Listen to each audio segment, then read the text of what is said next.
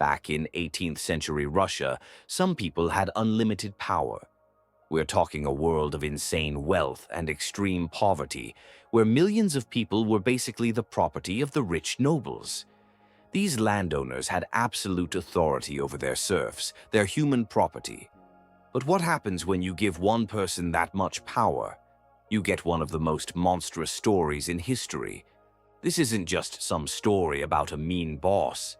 This is about a super-rich, super-religious woman who secretly became one of the most brutal serial killers of all time. She was a respected aristocrat who, behind closed doors, ran a literal torture chamber for almost 7 years. This is the insane true story of Darya Saltykova, a name that became a terrifying legend, the Saltychikha. Her crimes were so unbelievable, they actually got the attention of Catherine the Great and showed just how broken this whole system was. This woman was a respected noble, a religious widow, and was in charge of a massive estate with hundreds of people. But that was just a mask, because Darya Saltykova was an absolute monster. For 7 years, she tortured and killed her own workers. Officially, they proved she murdered 38 people, but the real number of people who died suspiciously on her land was as high as 138. This is the unbelievable story of the Saltychikha and the massive trial that blew the lid off her evil and questioned the most powerful people in Russia. Okay, so to get how something this insane could even happen, you have to see what Russia was like back then. The entire country ran on a system called serfdom, and this wasn't just a tough job. These people were literally property. Their owners could sell them, trade them, and basically do whatever they wanted. Their lives were treated like they were worth nothing. If a serf complained about being abused, they would be the one to get punished, not the owner. It was a completely different world. So Darya Nikolaevna Ivanova was born right into this system in 1730, into a super wealthy and powerful family. Everyone thought she was a model citizen, really religious, well-educated, the whole deal. She married into the powerful Saltykov family, who were connected to the royals themselves. She had a husband, 2 sons, and a perfect noble life. But then, when she was only 26 years old, her husband suddenly died, and that's when everything went wrong. Her husband's death changed everything. Suddenly, Darya was in charge of a gigantic inheritance, huge properties, a mansion in Moscow, and most importantly, she now owned 600 people. For a woman back then, this was an insane amount of power. At first, things seemed normal. She was still being a mom, managing her stuff, and keeping up her religious reputation. But inside, something was breaking. One popular theory is that a guy is what set her off. She had an affair with some dude named Nikolai Tyuchov, but he dumped her to marry someone younger. Saltykova absolutely lost it. She supposedly ordered her serfs to find the couple and kill them. Her own workers were so terrified they just warned the guy instead, and he escaped. Now, that story might just be a legend. We can't prove it. But what is totally certain is that her rage turned inward against the people she had total control over, her serfs.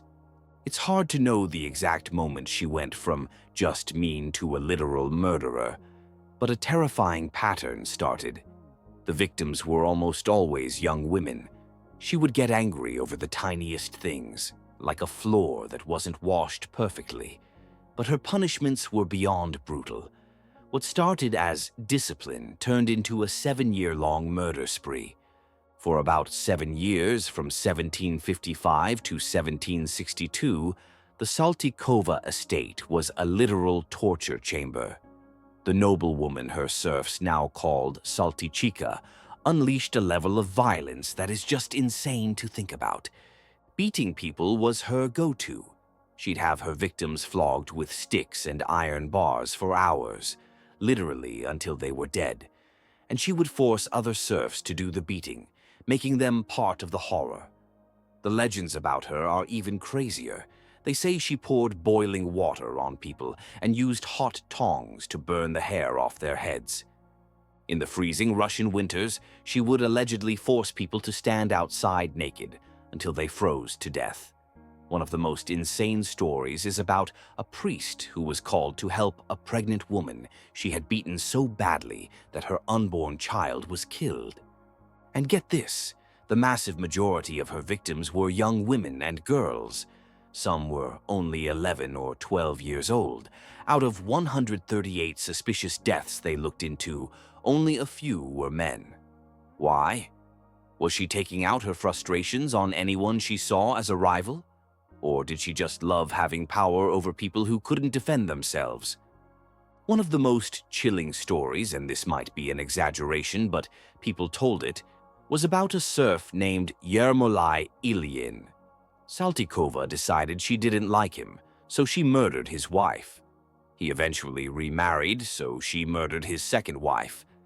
When he actually got married a third time, she killed her too. Getting rid of the bodies was just part of the routine.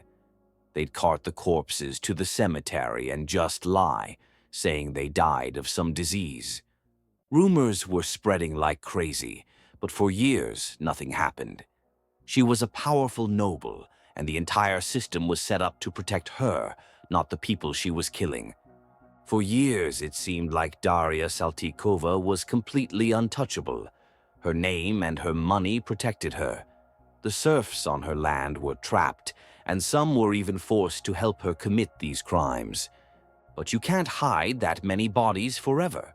The breaking point finally came from two serfs whose lives she had destroyed. One was Savely Martinov.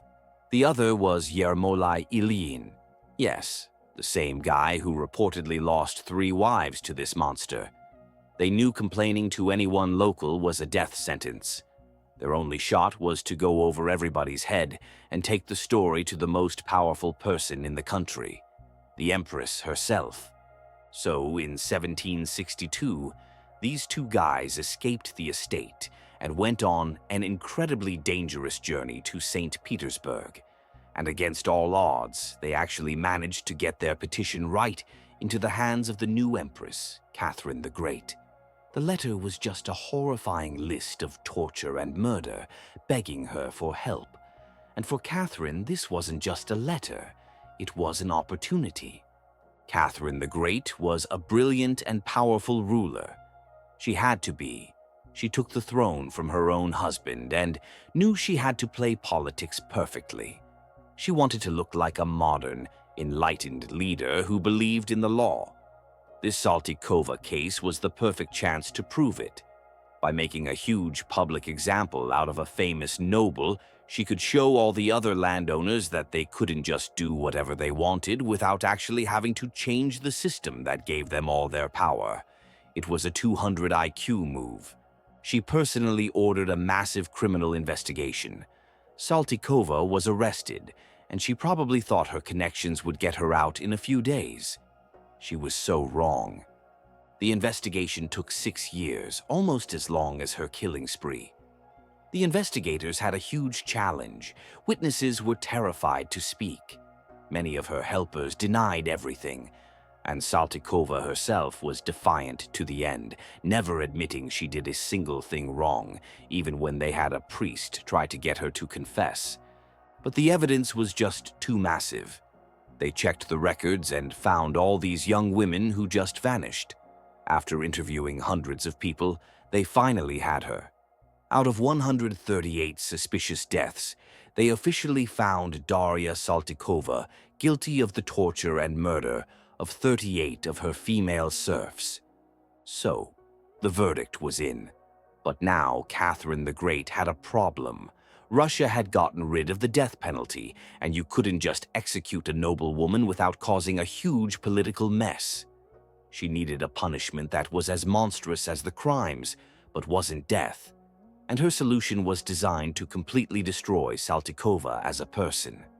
In October 1768, they dragged Saltykova to Moscow's Red Square for what they called a civic execution.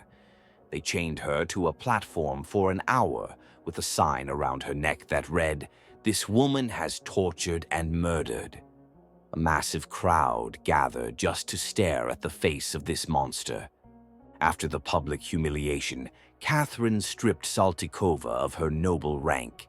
Then came the life sentence. And this wasn't some normal prison. She was taken to a convent and locked in a dark basement cell. It was basically a pit in the ground, where she was kept in total isolation. After more than 10 years in those conditions, they moved her to another cell that had a small window. It's said that she would scream and yell at people walking by, her mind totally broken from the decades of solitude. Darya Saltykova stayed in that convent for 33 years. She died on December 9th, 1801, and was buried in the Donskoy Monastery necropolis, alongside the very relatives whose noble name she had so utterly disgraced, though the exact details of her burial aren't universally confirmed. The case of Darya Saltykha Saltykova sent a massive shockwave across Russia. It was a legendary trial, one of the only times a noble was actually punished for crimes against serfs. For Catherine the Great, it was a huge political win that made her look like a just and fair ruler. It was a clear warning to other rich landowners that their power wasn't unlimited. But in the end, the trial didn't change the system. The practice of serfdom, the thing that gave her the power to do all this, stayed in place for almost another 100 years. The abuse of serfs kept happening. Saltykova's case was so famous not because her cruelty was one of a kind, but because the number of victims was so massive and the scandal was so public. She wasn't some random monster. She was the most extreme example of what an evil system could create. Often compared to other sadistic historical figures like Elizabeth Bathory, Darya Saltykova remains a dark figure in the history of true crime. Her story is a testament to the brutal reality of Imperial Russia and a chilling reminder of what happens at the terrifying intersection of absolute power and human cruelty.